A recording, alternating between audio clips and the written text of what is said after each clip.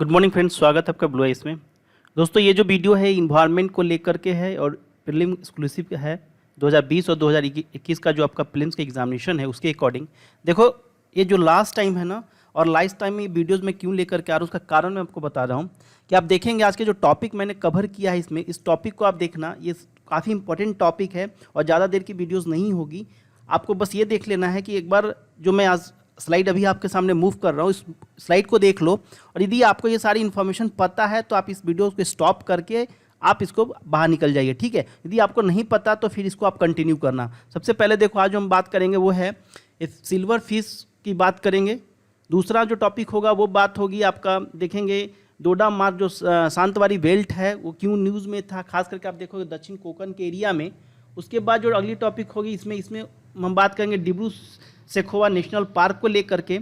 उसके बाद जो टॉपिक है वो टॉपिक है आपका, देखेंगे डुगोंग जो है उसको सी काऊ भी बोला जाता है, क्यों थ्रेट में है और उसको लेकर के क्या न्यूज़ है उसकी हम बात करेंगे। उसके साथ हम बात करेंगे एक कैंपेनिंग चलाया जा रहा है, not all animal migrate by choice. ये किसका है, कहाँ पे है, इंडिया का क्या रोल है इसमें, इसकी मैं बात करूँगा। साथ में उसके बाद जो अगली टॉपिक होगी उसमें इकोलॉजिकल सेंसिटिव एरिया को लेकर के होगा, खास करके वेस्टर्न घाट में। उसके बाद जो टॉपिक है वो टॉपिक है आपका, जो वर्मी होते हैं क्या वो वर्मी हैं या ऐसा तो नहीं, वर्मी के नाम पे किसी जानवर को आप विक्टिम बना रहे हो उसको मारने के लिए, तो रूल क्या कहता है, वर्मी बर्ड्स में मैमल्स में क्या आते हैं, क्या उसका हार्मफुल है सोसाइटी के लिए, क्रॉप्स के लिए, एग्रीकल्चर के लिए, उसको देखेंगे।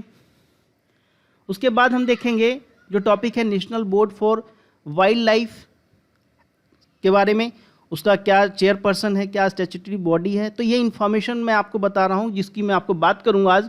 और एक टॉपिक मैं और बात करूँगा वो है आइडियाथन को लेकर के। तो आइडियाथन क्या है, इसके बाद क्यों नहीं है, क्योंकि कोरोना वायरस को भी केस में देखोगे और national mission of clean Ganga के केस में भी इसका यूज़ किया गया था ये आइडिया जनरेट करने के लिए। तो क्या है इसकी भी मैं आपके साथ बात करूँगा। और साथ में मैं एक और टॉपिक पे बात करूँगा वो है साल फॉरेस्ट स्टेटस को, जो साल वन कछुआ है उसकी बात करेंगे। तो ये टॉपिक है आज के सेशन का। तो आपको मैंने पहले ही आपको बता दिया कि मैंने स्लाइड्स आपको मूव करा दिया है। यदि आपको लगता है कि हाँ ये सारी इन्फॉर्मेशन मुझे पता है तो आप इस वीडियो को एस्केप करके बाहर जा सकते हो, ठीक है। चलिए, तो बाकी आपको लगता है कि नहीं कुछ टॉपिक मुझे नहीं पता तो फिर मैं उसको डिस्कस कर रहा हूँ, उसको आप ध्यान से देखिए, ठीक है फ्रेंड्स। तो चलिए स्टार्ट करते हैं आज के टॉपिक को। देखो, पहला जो टॉपिक है इन्वायरमेंट से संबंधित है। क्यों है, क्योंकि ये हिंदू में एक आर्टिकल आया था सिल्वर फिश को लेकर के। तो सिल्वर फिश के बारे में क्या है, खास करके देखोगे इसका रंग जो होता है चांदी के कलर का होता है, सिल्वर फिश इसीलिए बोलते हैं इसको। और ये ध्यान में रखना कि ये इसकी जो खास बात है पूरे डिटेल नहीं पढ़ना है, क्या इंपॉर्टेंट है, क्योंकि यूपीएससी के डायमेंशन जो क्वेश्चंस के हैं, जिस तरह से यूपीएससी क्वेश्चंस पूछती है उसके डायमेंशन से बता रहा हूँ। इसको देखो, एक पॉइंट तो यहाँ पे तुम्हें मिलेगा, वो पॉइंट यह है कि found as a both food as aquarium draw. इसको खाने के लिए भी यूज़ किया जाता है और एक्वेरियम में रखने के लिए भी लोग यूज़ करते हैं। इसको जो कहा जाता है, खास करके आप देखोगे कि पराल जो है लोकली नाम है पराल केरला में, और केंदे बोला जाता है तमिलनाडु में, ठीक है। ये चीज़ आपको ध्यान में रखना है। इसका कुछ थ्रेट की बात मैं कर लूँ तो फ्रेश वाटर फिश है, खास करके देखोगे कि स्पेंड करता है ऐसे एरियाज़ में, खास करके फ्रेश वाटर का, जहाँ पे रिवर और लेक जो है उसकी जो सैलिनिटी है, जो उसकी लवणता होती है ना, वो 1.05% से कम होते हैं, ठीक है। ऐसे और भी बहुत सारे मछली हैं, जैसे रेहू मछली हो गया, कतला हो गया, हिल्सा हो गया। तो ये पॉइंट आपको याद रखना है कि चांदी का जो रंग का जो सिल्वर फिश है, ये थ्रेट थोड़ी सी हुई है इसमें, और इसके बारे में आपको इन्फॉर्मेशन पता रखना चाहिए, क्योंकि तमिलनाडु में खास करके देखोगे ये न्यूज़ कहाँ का है, ये न्यूज़ है द हिंदू का। तो इसलिए आपका ये क्या बोलते हैं इसको, इंपॉर्टेंट आपके लिए एग्जाम्स के लिए भी हो जाता है। सेकेंड जो पॉइंट है वो पॉइंट क्यों है, आपको यहाँ पे देख रहा होगा कि state notifies Tilari forest as a conservation forest. तो तिलारी फॉरेस्ट को ऐसे कंजर्वेशन फॉरेस्ट की बात कहा जा रहा है नोटिफाई करने की। ध्यान ये रखना, जो दोदा मार्ग है, जो दोदा मार्ग शांतावारी बेल्ट है, खास करके यहाँ देखोगे महाराष्ट्र में जो ये क्षेत्र होता है दक्षिण कोंकण का, वो एक महत्वपूर्ण हाथी और बाघ गलियारा है, कॉरिडोर है, ठीक है। Crucially elephant and tiger corridor है साउथ कोंकण में। तो ध्यान में रखना है, साउथ कोंकण की बात करा और एलिफेंट एंड टाइगर कॉरिडोर दोनों की बात है, ऐसा नहीं सिर्फ एलिफेंट है या सिर्फ टाइगर है। बॉम्बे हाई कोर्ट ने हाल में ही एक डिक्लेयर किया था, ऑर्डर डिक्लेयर किया था कि इंटायर कॉरिडोर को कहा उसने कि इको सेंसिटिव एरिया है। क्या है ये, इको सेंसिटिव एरिया है, ठीक है। लेकिन यहाँ पे प्रॉब्लम क्या हो गई कि यहाँ पे जो महाराष्ट्र स्टेट गवर्नमेंट ने जो ड्राफ्ट किया था इको सेंसिटिव जोन का, उसमें कुछ विलेज को ना एक्सक्लूड कर दिया था, खास करके कि उसमें जो आपका इकोनॉमिक सेंसिटिव एरिया है उसमें कुछ विलेज को इन्होंने ऐड नहीं किया, ठीक है। तो इसलिए खास करके देखोगे कि जो जिस एरिया में ईएसए को डिक्लेयर किया गया, मतलब इको सेंसिटिव एरिया डिक्लेयर किया, तो उसका मतलब ये होता है कि वहाँ पे खनन, उत्खनन, थर्मल पावर प्लांट, ये सब पुनः प्रतिबंधित होते हैं, संरक्षित क्षेत्र का जो बफर का एरिया होता है। तो ये ध्यान में आपको इस पॉइंट को रखना। हो सकता है कि डोडा मार्ग शांतावादी बेल्ट के बारे में आपसे यूपीएससी क्वेश्चन पूछ ले, क्योंकि जो न्यूज़ में होते हैं वही इंपॉर्टेंट होता है और वहीं से करेंट आपका बनता भी है। अगला जो टॉपिक है वो टॉपिक है उसी चैप्टर का, लेकिन इसमें हम करेंगे क्या, खास करके हम देखेंगे कि जो डिब्रू सैखोवा नेशनल पार्क है, जैसे उसमें आपने देखा था डोडा मार्ग शांतावादी बेल्ट, उसी से रिलेटेड एक टॉपिक है, वो टॉपिक है डिब्रू सैखोवा नेशनल पार्क। ध्यान में रखना कि ये असम में जो राष्ट्रीय उद्यान है डिब्रूगढ़ तिनसुकिया, जो असम का जो डिब्रूगढ़ है और तिनसुकिया जो जिला है उसमें है।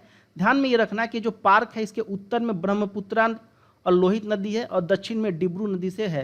तो हो सकता है यूपीएससी इस तरह से बहुत सारे पार्क के बारे में पूछता है कि किसका कौन से पार्क में आप देखोगे क्लाइमेट वेजिटेशंस को लेकर के बनाता है क्वेश्चन। हो सकता है इस तरह से पूछ दे कि कौन सी उसकी एक ऐसा पार्क है जो नॉर्थ में ये नदियाँ बहती हैं, साउथ में ये नदियाँ बहती हैं, तो इस तरह से क्वेश्चन बना जा सकता है। ध्यान में रखना है कि 19वां जैव विविधता आकर्षण का ये केंद्र है, ये स्पॉट है। खास करके याद रखना कि यहाँ पे जो वेजिटेशन की मैं बात करूं तो moist mix semi evergreen forest है, मॉइस्ट मिक्स डिसीडियस फॉरेस्ट है और कैनबार्क्स एंड ग्रासलैंड भी पाया जाता है। मतलब कि आप देखोगे सदाबहार जंगल और नम जो मिश्रित पर्णपाती जंगल है वो भी यहाँ पे पाए जाते हैं। ध्यान में ये रखिएगा जो लार्जेस्ट स्वैम्प फॉरेस्ट इन नॉर्थ ईस्टर्न स्टेट में है वो भी दलदल वन क्षेत्र है। इधर जो एक कहा जाता है कि खास करके फेमस देखोगे रेयर टाइप का जो सफ़ेद विंग का जो वुड डक है ना, लकड़ी का बत्तख, उसके साथ एज ए यहाँ पे दिखता है जंगली घोड़े भी के लिए भी प्रसिद्ध है। मतलब को आपको यहाँ पे वाइल्ड एनिमल वाइल्ड हॉर्सेस भी पाए जाएंगे, ऐसा आपका ये न्यूज़ रखना है याद। तो ध्यान रखिएगा कि डिब्रू सैखोवा नेशनल पार्क किस एरिया में है, कौन कौन सी नदियाँ वहाँ से गुजरती हैं, जैव विविधता का केंद्र है या नहीं है, वहाँ का वेजिटेशन कैसा है, कंसिस्ट है, मिक्स है, moist mix semi evergreen forest है। तो ये चीज़ें आपको ध्यान में रखना, ये भी हिंदू के आर्टिकल से ही ड्रिल किया गया है, ठीक है। अब आके देखो एक क्वेश्चन यह है कि डुगोंग है उसको सी काऊ भी बोला जाता है, समुद्री गाय भी इसको कहते हैं, क्योंकि 28 मई को विश्व वर्ल्ड डुगोंग डे मनाया जाता है। ध्यान में रखना कि जो ये लिस्ट है वनरेबल है किसमें, IUCN के रेड लिस्ट में, खास करके प्रोटेक्टेड इन इंडिया है शेड्यूल 1 और वाइल्ड लाइफ प्रोटेक्शन एक्ट 1972 के तहत। ये पाया कहाँ जाता है उसके एरिया को देख लो थोड़ा सा। तमिलनाडु के देखोगे मन्नार की खाड़ी, अंडमान निकोबार द्वीप समूह और गुजरात के कच्छ की खाड़ी में भी पाया जाता है। डुगोंग जो होते हैं ये आपको दिख रहा होगा यहाँ पे, सर्वाइवल अंडर द थ्रेट है इनका, क्योंकि डुगोंग समुद्री घास चरते हैं, ठीक है। और महासागरीय तल में जब देखोगे ओशन फ्लोर पे जो ट्रॉलिंग के थ्रू जो मछली मारते हैं, इन एरिया में देखोगे तमिलनाडु वाले एरिया में या गुजरात के कच्छ वाले एरिया में तो मछलियाँ उधर पाई जाती है ज़्यादातर। तो क्या लोग करते हैं, ट्रॉलिंग का यूज़ करते हैं मछली पकड़ने के लिए। तो मछली मारने के लिए जब ट्रॉलिंग का यूज़ करते हैं, बड़े बड़े जाल होते हैं और मशीन के द्वारा उस जाल को समेटा जाता है। तो उससे क्या होता है ना कि जो समुद्र के जो तल में जो घास होती है वो बर्बाद हो जाती है, जिसके कारण से इनकी आबादी में कमी देखने के लिए मिला, जो एक महत्वपूर्ण कारण है। तो ये ध्यान में रखना, क्यों, क्योंकि ट्रॉलिंग के कारण, ठीक है। और ट्रॉलिंग क्या है, फिशिंग का एक टेक्निक है। डुगोंग जो होता है फ्रेंड्स वो समुद्री पारिस्थितिक तंत्र का एक महत्वपूर्ण हिस्सा है और इसकी कमी का प्रभाव आपको खाद्य श्रृंखला में जितने भी सब में जो खाद्य श्रृंखला उसमें भी इसका प्रभाव पड़ेगा, क्योंकि ये किस पे डिपेंडेंट है, घास पे डिपेंडेंट है। Getting a point. तो ध्यान रखिएगा ये हिंदू का ही आर्टिकल था, यहाँ पे कहा गया था जो किलकारी रेंज, देखिए यहाँ पे किलकारी रेंज जो है part of the gulf of Mannar marine habitat है इनका खास कर। तो हो सकता है कि किलकारी रेंज आपसे पूछ दे यूपीएससी में प्रीलिम्स पॉइंट ऑफ व्यू से।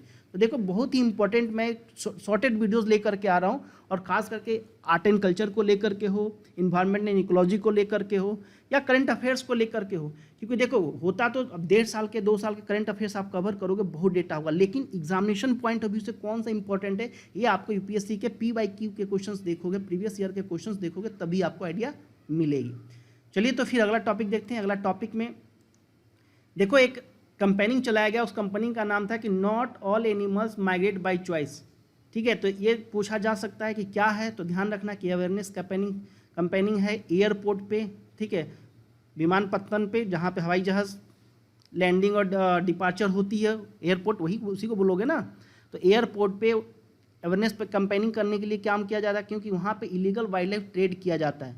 ध्यान में रखिएगा, संयुक्त राष्ट्र पर्यावरण का जो भारत का पार्ट है, मतलब कहने का ये हुआ कि जो यूनाइटेड नेशन का जो इन्वायरमेंट का इंडिया चैप्टर, ध्यान रखिएगा यहाँ पर पॉइंट को मैं थोड़ा क्लियर कर दे रहा हूँ कि संयुक्त राष्ट्र पर्यावरण का जो इंडियन चैप्टर, भारत चैप्टर और भारत के वन्य जीव अपराध नियंत्रण ब्यूरो जिसको बोलते हैं WCCB ने देश भर के प्रमुख हवाई अड्डों पर एक अभियान चलाया जिसमें सभी जानवरों के पसंद से पलायन नहीं होता, मतलब जितने भी पलायन होते हैं उसमें जानवर के पसंद से नहीं होता, वो नॉट बाई चॉइस होते हैं वो, ठीक है। इसमें ध्यान रखना कि 2 फेज़ की बात हो रही है। पहले फेज़ में टाइगर हो गया, पेंगुइन हो गया, स्टार टर्टल्स हो गया, टोके ग्रेको हो गया, ये सारे पे लगाई गई थी। दूसरा जो फेज़ 2 है उसमें भी कुछ थ्रेटेन स्पीसीज को इंक्लूड किया गया है। ध्यान में रखना फ्रेंड्स कि जो WCCB है, wild life crime control bureau, वो एक स्टैट्यूटरी बॉडी है, स्टैट्यूटरी मल्टी डिसिप्लिनरी बॉडी है, इस्टेब्लिश किया गया है गवर्नमेंट ऑफ इंडिया के द्वारा under ministry of environment and forest. तो ये पॉइंट आपको ध्यान में रखना है। हो सकता है पूछ दे कि not all animal migrate by choice किसका है, हो सकता है ऑप्शन में USCN दे दे, IUCN दे दे, ठीक है, यूनेस्को दे दे, ऐसा करके ऑप्शन दे सकता है। तो ध्यान रखिएगा किसका है, संयुक्त राष्ट्र पर्यावरण इंडिया चैप्टर प्लस भारत के जो WCCB है, wild life crime control bureau, इन दोनों के मिक्सअप करके किया गया है। अगला जो टॉपिक है वो टॉपिक है इकोलॉजिकली सेंसिटिव एरिया, ESA की बात, जो भी मैंने आपसे बात भी किया था। ध्यान में रखना कि ये वेस्टर्न घाट की बात और ये पश्चिमी घाट की देखोगे पारिस्थितिकी रूप से काफ़ी संवेदनशील क्षेत्र है। कहा जाता है कि जो इको सेंसिटिव एरिया है वो लोकेट होता है within 10 kilometre around the protected area, national park and wild life sanctuary. जहाँ पे वाइल्ड लाइफ सेंचुरी है, जहाँ पे नेशनल पार्क है, जहाँ पे प्रोटेक्टेड एरिया है, उसके अराउंड जो 10 किलोमीटर का एरिया होता है वो इको सेंसिटिव एरिया की बात कर रहे हैं। ध्यान में ये रखना है कि जो इको सेंसिटिव एरिया है वो नोटिफाई किया जाता है ministry of environment, forest, climate change under किसके अंदर, इन्वायरमेंट प्रोटेक्शन एक्ट 1986 के तहत। इसका उद्देश्य क्या है, तो उद्देश्य ये ध्यान में रखना है कि जो राष्ट्रीय उद्यान है, जो नेशनल पार्क हैं, जो वन्यजीव अभ्यारण्य हैं, उनके आसपास कुछ गतिविधियों को विनियमित करना ताकि संरक्षित क्षेत्रों को शामिल करते हुए नाजुक परिस्थितिकी तंत्र पर ऐसी गतिविधियों के नकारात्मक जो प्रभाव हैं उसको कम किया जा सके, ये था। ध्यान रखना, एक बार UPSC ने क्वेश्चन दिया था, गाडगिल कमेटी की बात कर दिया था उसने, UPSC में ऑलरेडी प्रीलिम्स में क्वेश्चन आ चुका था। ध्यान रखना कि डॉक्टर कस्तूरी रंगन उन्होंने कहा था कि conserve the protect the biodiversity of western Ghat while allowing for sustainable and inclusive development of the region. उस रीजन का सस्टेनेबल और इंक्लूसिव डेवलपमेंट करना है तो आपको प्रोटेक्ट और कंजर्व करना पड़ेगा बायोडाइवर्सिटी को, वेस्टर्न घाट का। ये कमेटी का रिकमेंडेशन था कि आइडेंटिफाई कीजिए geographical area in 6 state like Kerala, Karnataka, Goa, Maharashtra, Gujarat, Tamil Nadu as a declare as a आपको इको सेंसिटिव एरिया। कमेटी का जो रिकमेंडेशन था उसने कहा था कि 37% जो वेस्टर्न घाट है उसके अंडर ESS जोन आना चाहिए, डाउन फ्रॉम द 64 सजेस्टेड, जो गार्डियल कमेटी ने 64 कहा था। तो गार्डियल कमेटी जो मैं कहा कि 2011 का ये था, लेकिन UPSC में 2014 में ये क्वेश्चन आ चुका है गार्डियल कमेटी रिपोर्ट को। तो इसीलिए अब यहाँ पे पूछा जा रहा है कि गार्डियल कमेटी ने जो 64 सजेस्टेड एरिया बताया था उसको रिड्यूस करके उन्होंने 37% की बात की थी। तो ये टॉपिक आपको याद रखना है। कौन कौन से स्टेट की बात इन्होंने कहा था, तो 6 स्टेट थे, केरला, कर्नाटक, गोवा, महाराष्ट्र, गुजरात एंड तमिलनाडु, वेस्टर्न घाट के एरिया की बात कर रहे हैं। तो इकोलॉजिकली सेंसिटिव एरिया में इस टॉपिक को देख लेना, ठीक है। अब देखिए अगला जो टॉपिक है ये है वर्मी। देखो वर्मी क्यों होता, क्या होता है, और यहाँ पे एक आर्टिकल आया था हिंदू में और उसमें यह कहा गया कि वर्मी और क्या विक्टिम भी हैं। अब वर्मी के नाम पे ऐसा तो नहीं आप जानवरों का कत्ल कर रहे हो, तो ध्यान रखना कि वन्य जीव संरक्षण अधिनियम 1972 की जो सेक्शन है, धारा है 62 के अनुसार राज्य जो है जंगली जानवरों की सूची केंद्र को भेज सकता है, जिसमें उन्हें चुनिंदा जानवरों का वध मतलब उसको मारने के लिए वर्मी घोषित करने के लिए अनुरोध किया जा सकता है और जो सेंट्रल गवर्नमेंट होगी उसको अप्रूव कर सकती है। खास करके ये देखना है कि जो वर्मी होते हैं वो डिक्लेयर होते हैं वाइल्ड लाइफ प्रोटेक्शन एक्ट 1972 के तहत। वर्मी का मतलब ये होता है कि वैसे वाइल्ड मैमल्स और बर्ड्स, जानवर ही नहीं पक्षी भी, तो याद रखना wild mammals and birds are harmful to crop farmer animals और विच कैरी डिजीज़। मतलब ऐसे जानवर या वैसे पक्षी जो हार्मफुल हैं कृषि के लिए, क्रॉप्स के लिए, खेती के लिए, क्रॉप फार्मिंग के लिए, कुछ या किसी दूसरे जानवर के लिए, या जो कोई बीमारी को कैरी कर रहे हैं, तो वैसे जानवर को, वैसे पक्षी को हम वर्मी डिक्लेयर करते हैं। तो ध्यान रखिएगा कि वर्मी डिक्लेयर करने के लिए वाइल्ड एनिमल को कुछ कंडीशन है, जैसे कहा जाता है, पहला है कि डेंजरस होना चाहिए टू ह्यूमन लाइफ और property including standing crop and any land, मतलब कोई खड़ा फसल है उसके लिए किसी भी भूमि पे। दूसरा कि बिकम डिजेबल और disease to be beyond the recovery. ठीक है, तो 2 पॉइंट आपको याद रखना, एक तो डेंजरस और दूसरा बिकम द डिजेबल और डिजीज। ध्यान ये रखना कि ये जो प्रोविज़न है, कोई भी एनिमल जो लिस्टेड होगा शेड्यूल 1 to 4 WPA, जिसको बोलते हैं वाइल्ड लाइफ प्रोटेक्शन एक्ट 1972, वो डिक्लेयर करेगा वर्मी को एज ए लिस्ट करेगा शेड्यूल 5 और स्पेसिफिक पीरियड, मतलब पूरे समय के लिए नहीं होता है, कुछ समय के लिए आप उसको वर्मी डिक्लेयर कर सकते हो। करेंटली कुछ एनिमल्स हैं जैसे कॉमन क्रो हो गया, फ्रूट बैट हो गया, माइस हो गया, रैट्स हो गया, जो उसको लिस्टेड किया गया है वर्मी शेड्यूल 5 में वाइल्ड लाइफ प्रोटेक्शन एक्ट का। तो याद रखना कि अब यहाँ पे देखो मेंस पॉइंट ऑफ व्यू से यहाँ पे क्वेश्चन बन सकता था कि क्या वर्मी को विक्टिम तो नहीं आप बना रहे हैं।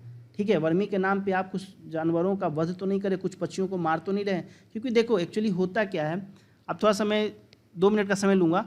इसमें क्या होता है कि मान लो जानवर यदि मानव बस्ती में आते हैं तब तो समझ में आता है कि वहाँ पे वो इंटरप्ट कर रहे हैं, लेकिन सपोज करो कि मानव ही जाकर के जानवरों की बस्ती में रहने लगे और फिर अब जानवरों को वर्मी डिक्लेयर करो, तब तो गलत है ना। आप जंगल काट रहे हैं और जंगल में जाकर आप बस रहे हो, तो जानवर कहाँ रहेंगे।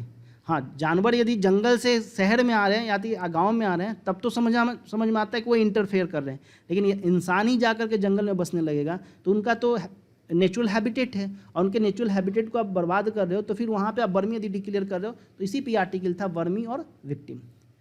ठीक है, अब देखिए आगे जो क्वेश्चन, अच्छा इसी में एक चीज़ और पॉइंट है, जैसे थोड़ा सा डिटेल यहाँ पे और मैंने दे दिया, जैसे वाइल्ड बोर है, नीलगाय है, ये सारे मंकीज़ हैं, उसको शेड्यूल 2 और शेड्यूल 3 में रखा गया है। ऑल्सो प्रोटेक्टेड है but it can be hunted under the specific condition, किसी कंडीशन में आप इसको कर सकते हो, जैसे शेड्यूल 1 हो गया, इस पॉइंट को याद रखिएगा। दूसरा है जो क्रो है, फ्रूट बैट है, जो शेड्यूल 5 में है, वर्मी कैटेगरी में होता है, जो 5 में आ जाएगा वो वर्मी कैटेगरी में, उसको आप वध कर सकते हैं। अगला जो टॉपिक है वो है national board for wild life. क्यों ये न्यूज़ में है उसकी मैं बात बता रहा हूँ।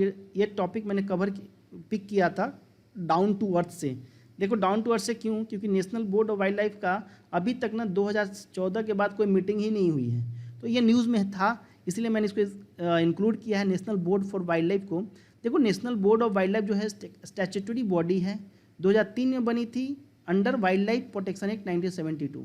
ध्यान में रखना है कि NBWL जो है national board of wild life जो है वो ministry of environment forest and climate change MOEFC के अंदर आता है।